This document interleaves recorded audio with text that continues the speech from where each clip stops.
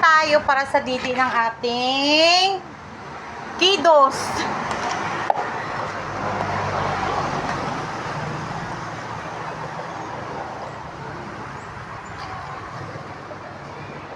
Na-sterilize pa namin itong mga didi nila para akala mo tao. Wait lang.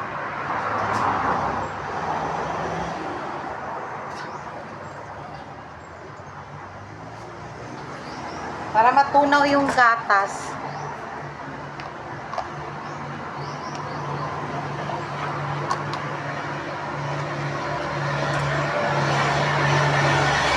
Ay!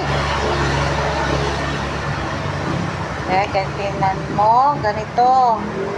Ganito kami mag-prepare ng mga didi nila. Yan. Para akala mo mga bata rin. Ganun no. Gasa ko muna. Wait lang. Tapos, ito na tapos po, yan na, magpadidi na tayo. Tingnan mo. Wait lang! Awa na lang kita. Nahulog na siya. Nagtukot na lang. Wait lang! Tingnan mo, nagkuha na siya, lumpat. Naglukso na! Talaga makaantay.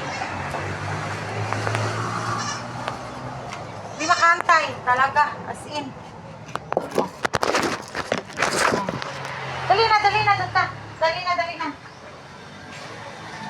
Dali ka dito.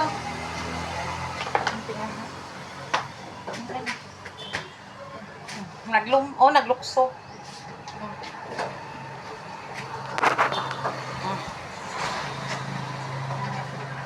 Feeding time na. Feeding time nila. Diba? Ganito lang ginagawa. Para mapaano sila.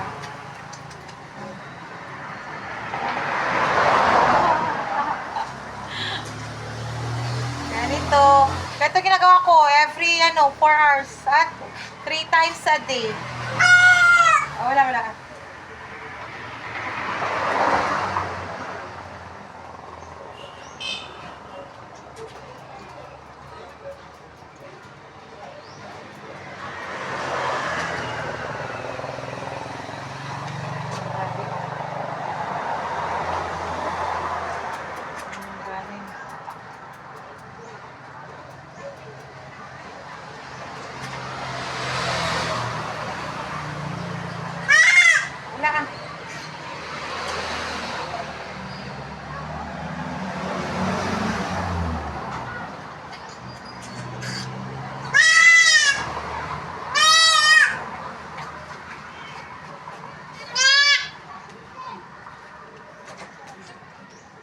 Panatunaw mo.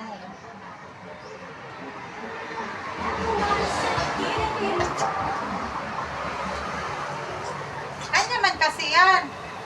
Nagaw mo lang. Ganito. Tingnan nyo, nag-aagawan sila. Tapos na. Busog na yan sila. Tingnan mo, mas kinakwa, no? Ayan. Tapos na po. Ay, naku, ganun. Tapos, hugasan ko naman itong nila. Yung mga dede nila, hugasan ko na ito. Kaagad. Kasi, para, ganun ka. Ganun. Bago ko siya, hugasan ko na para, sterilize. Naka-sterilize pa itong mga, nila diti. Para hindi sila hindi magsakit yung mga tiyan nila. Hindi may infection. Hindi sila magkaroon ng infection. Yan. Tapos sterilize ko ito mamaya. Basta yung hugasan ko lang. Hugasan ko lang ng sabon. Ganon. Grabe ito na to. Kambing na to. Grabe. Tapos na po ako linis ng nila. Tapos ngayon, mamaya sterilize ko na to. Ito na ng mga gamit nila. Diba? Ganun lang, ganun. Ganun ka, Yan lang po. Bye for today's video.